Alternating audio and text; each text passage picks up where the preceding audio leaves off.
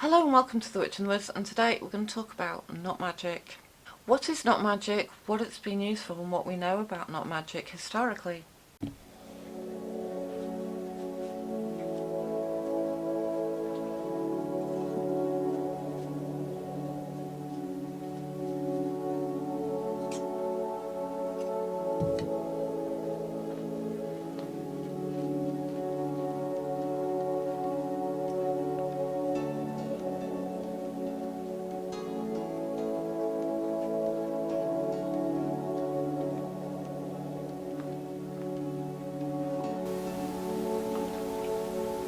Over and under and through.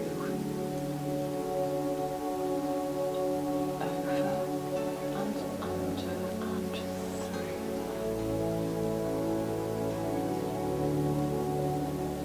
and under and through. Over and under and through. Over and under and through.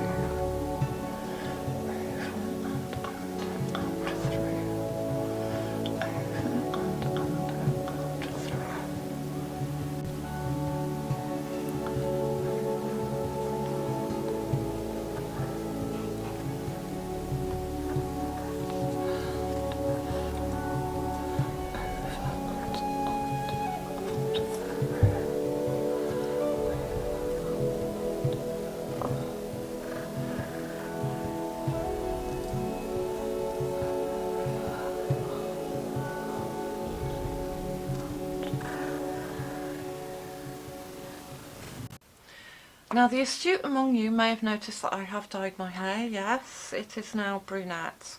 It's a phase I'm going through. I fancied a change. About 12 hours ago it was bright purple. That was too much of a change, and now it's brown. So it's had quite a lot of abuse in the last 48 hours or so.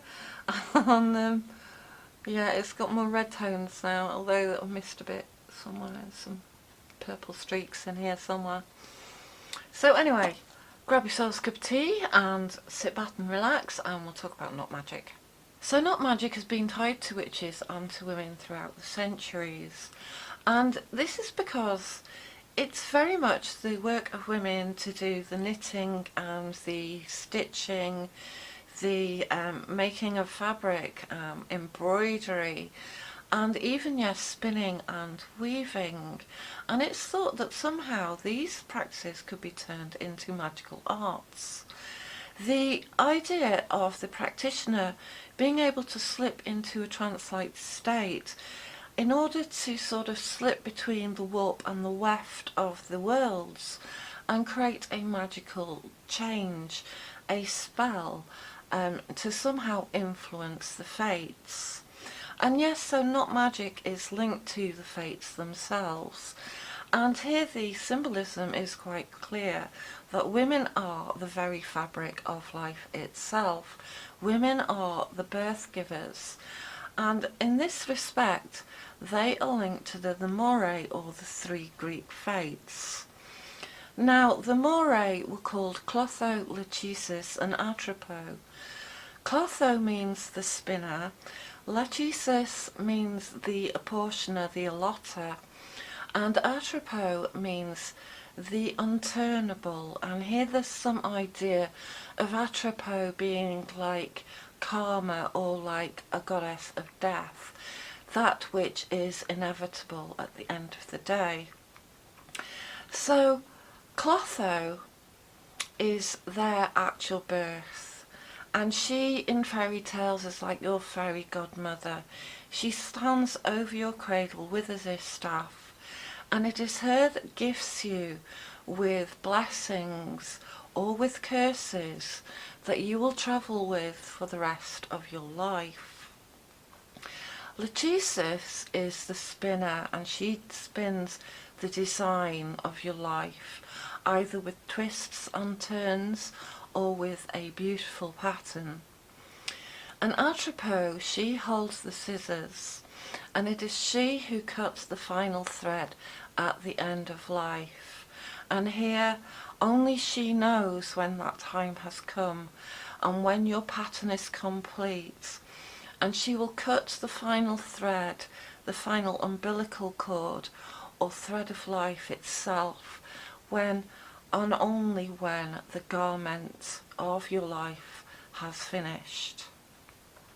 So this is the idea of the three fates in the Greek mythology, the weaver goddesses. And of course they appear in many other mythologies with many other names, with many other guises. And so when we're working with knot magic, we are definitely appealing to these three fates to make changes for us in our lives. So the Moirai were also known for their singing, and they would sing songs. Clotho would sing the song of that which is, and Lachesis would sing the song of that which had been, and Atropos would sing the song of that which was yet to come. So of course when we're working with knot magic, I immediately think of the Seidr practitioners and their knot spells. Now the word Seidr, although it means a cord or a rope, also has a root that links it to the word siren. And a siren, of course, is a magical being who lures sailors to their death with her beautiful song. So Seidr workers were magical soothsayers and magical practitioners who were well known for selling knot spells to sailors at sea to bring them home. So it was said that they would sell these sailors 3 knots on a cord, and when they were at doldrums at sea, maybe there were no winds, they could unleash these knots. So it was said that the first knot that they untied would release a gentle wind, and the second knot would release a brisker, stronger wind, and if you unreleased the third knot, you would let loose a gale. And so sailors would buy these strings and quite often take them to sea, and this practice carried on well into the era of cunning men and women. So there was something that was believed about these spells. They were taken very seriously. But knot magic is in fact far older than that. It was used by the Egyptians and the Greeks, and they would perform love spells through knot magic. There was also something called the Knot of Isis, and this was a magical amulet which was actually made of red jasper, but it would be wound into the mummified cloth of the dead, and its purpose was to guard and protect the dead pharaoh into the next world. The Romans were very wary of knot magic, and especially at weddings, and this tradition actually carried on into the fairly modern era. And here people would find it unlucky to tie any knot at a wedding, so people would not wear shoes that had laces in, or if they did, they would not knot the laces. And the idea of doing this was to bless that marriage with children, for tying any knot was said to cause impotency and childlessness. It was particularly unlucky to knot while the couple was saying their vows, and this would really curse the wedding. However, if tying knots created childlessness, then loosening a knot was a magical spell for giving birth.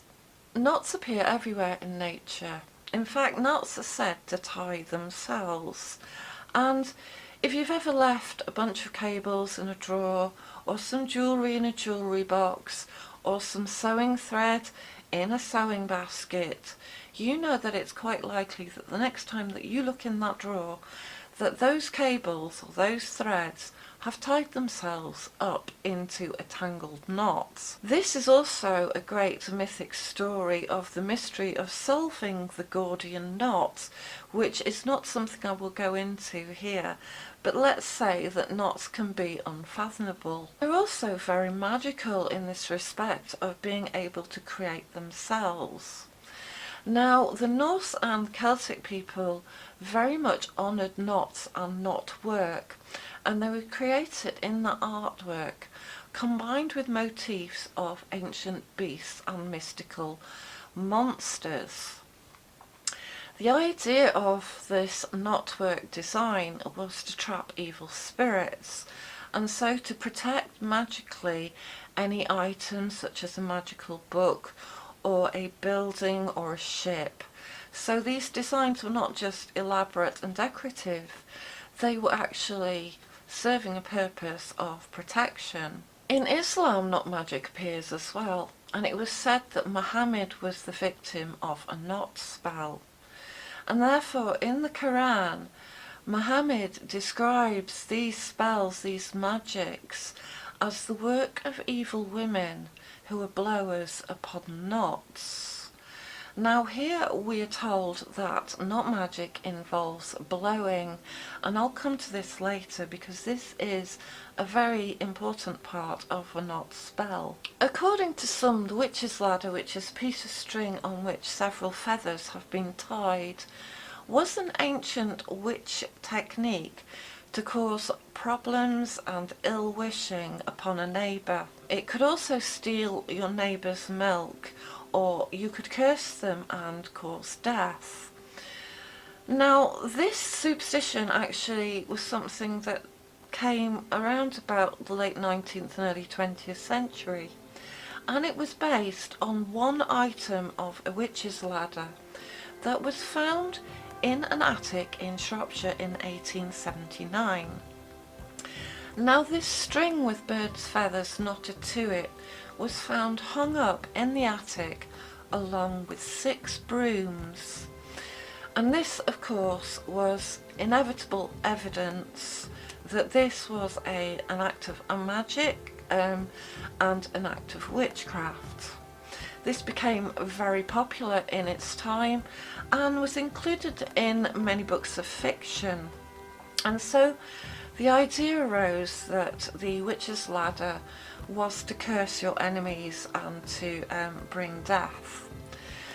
Now, investigation was made into the accusations that it was witchcraft and came up with the dubious answer that there was no evidence anywhere that this was an ancient and traditional witchcraft technique. A local village witch, Marianne Vuoda, was asked if she had any knowledge of these witches' ladders, to which she replied that she had never seen them before, and her answer was that it was probably something that was simply tied onto a line of peas to scare birds away.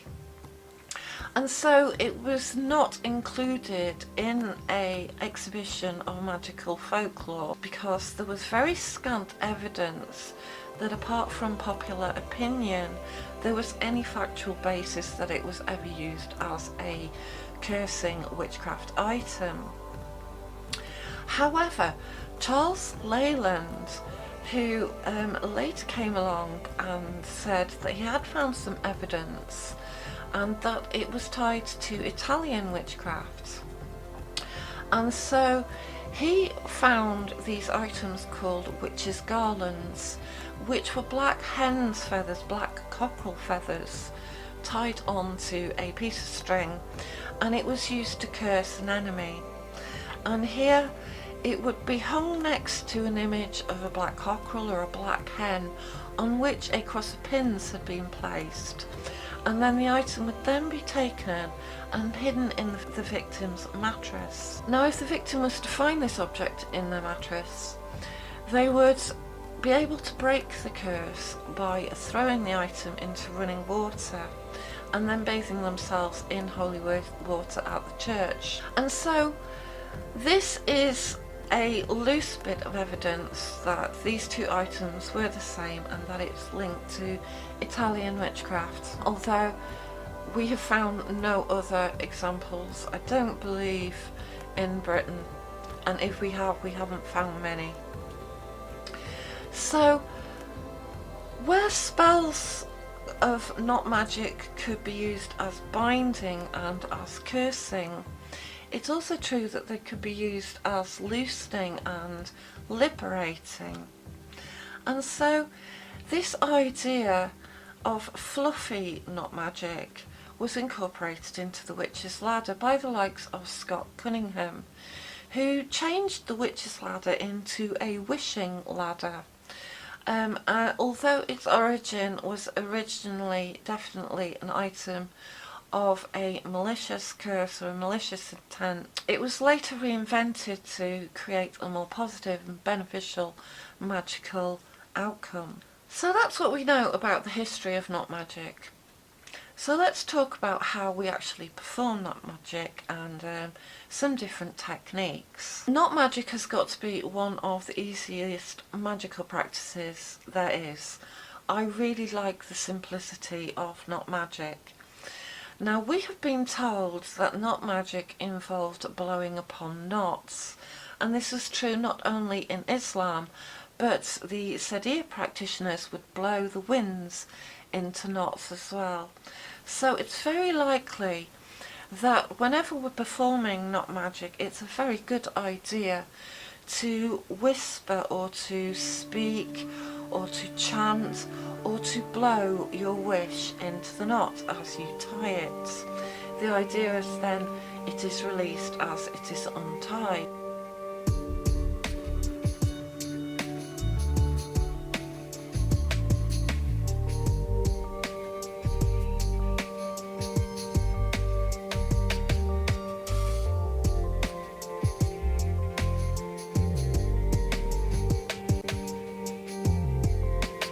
Now, we're told that Seidr practitioners sold sailors strings with 3 knots in them, and so 3 is a good number to work with if you want to begin with a simple knot spell. Many people like using 9 knots, and I like the repetition of 3 threes myself. And so this technique ties 9 knots onto, I would say, get a fairly long piece of string, because it always shrinks so much more than you think it will, depending on how thick your cord is, of course. And these can be tied from left and right to the centre, and then working left to right, outwards and inwards, or it can be lined along a piece of string as a simple and non-complicated knot spell, and then untied to release the spell.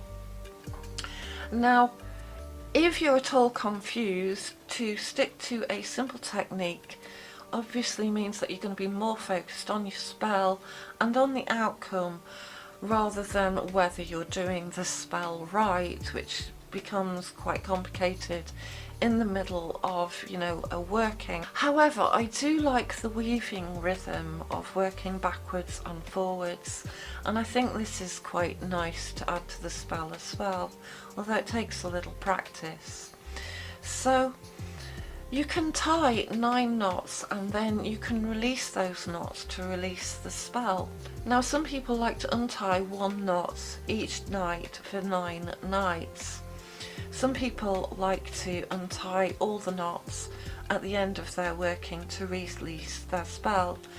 The cord can then be burned or buried, or maybe you can keep it with you, or perhaps you would like to cleanse it and sanctify it and you can use it again. It's quite common to say a rhyme or chant over your knot spell as well, so as well as, I would say, blowing your wish into each knot, you can then say a chant over it, something like, and this chant is well known, has many variations, so if you've heard something else, it's equally right. So this 9 knots charm would go something like, by knot of 1 this spell's begun, by knot of 2 this spell come true, by knot of 3 so mote it be, by knot of 4 the open door, by knot of 5 this spell's alive, by knot of 6 this spell will fix, by knot of 7 by the stars in heaven,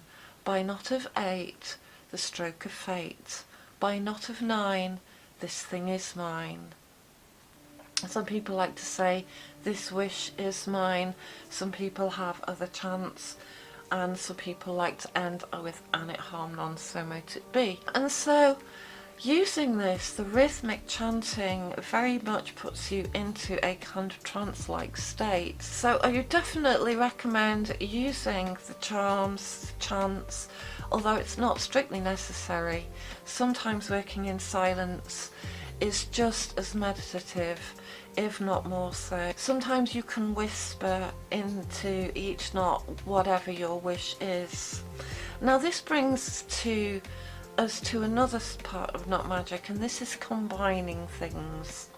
So knots, of course, are useful for tying two things together, and you can use this by using two cords in, say, a love spell, or to bind something to you like a new job, a new home, a business success, or something like that. It combines also very well with Rune Magick and Colour Magick. With Rune Magick, I like to use a rune on a candle while I perform a knot spell. It just seems like the two things go together for me. And as I write that rune meaning whisper or secret, I will very often intone or chant to that rune. Using its name and alliteration is quite useful. Some aspect of power that I want that rune to manifest in the spell. So I like to combine Rune Magick and Knot Magick together. It can also be combined with Colour Magick, and here the colour of the cord is very important. So if you're doing a knot spell, you might want to use your astrological colour. You might want to use your partner's astrological colour and tie these two together to represent yourselves. If you want to use colours such as white, black, green, red, brown, orange, yellow, you can work intuitively with what those colours mean to you and what aspects they signify. Things like white is for purification, black is for banishing, green is for money, brown is for earth and with physical existence. And so you can use a coloured cord if you want to do that, and if you want to plait 3 coloured cords together, you can bring in 3 aspects of a wish before you tie the knots in it. Now also, when it comes to tying things together, you can tie 2 things together in, say, a lover's knot, and this is a specific knot you'll find on the internet. Maybe if you're trying to tie a business opportunity to you, you might want to use a figure of 8 knot. So different knots themselves can signify different outcomes and different things you want to symbolically represent. Knot magic can also be combined with crafts such as embroidery, crochet, knitting, macrame, sewing, and these things all lend themselves really well to adding a little bit of knot magic in their crafting. So the art of tying something to our fate is very clear symbolically. We are trying to fix something on our life thread, on our very umbilical cord to life. This is a simple and powerful technique to actually create with our psyches and understand with our psyches some sympathetic act of a magical outcome. I think this is why knot magic works so well. I think it really appeals to that deep part of us that associates fate with the spinners of Clotho, Lachesis and Atropos. So I hope you found that of some use, and I hope that you go and experiment with some knot magic now. I really do enjoy the simplicity of a knot spell. So I hope you found that of some use and some help to you, and if you've got any comments, please write them in the box below. If you did like this, please like and subscribe. Thank you for listening, and I hope to speak to you all again soon. Cheers, bye. So if I lean really far forward, I get this lovely bokeh. I mean, that is lovely. I want to play with this with lots of saturation and zapping colour wheels and things. But it's really, you can't do that, can you? It's just really in your face. So We'll try it. We'll try a close-up video. Sorry if this is just too creepy.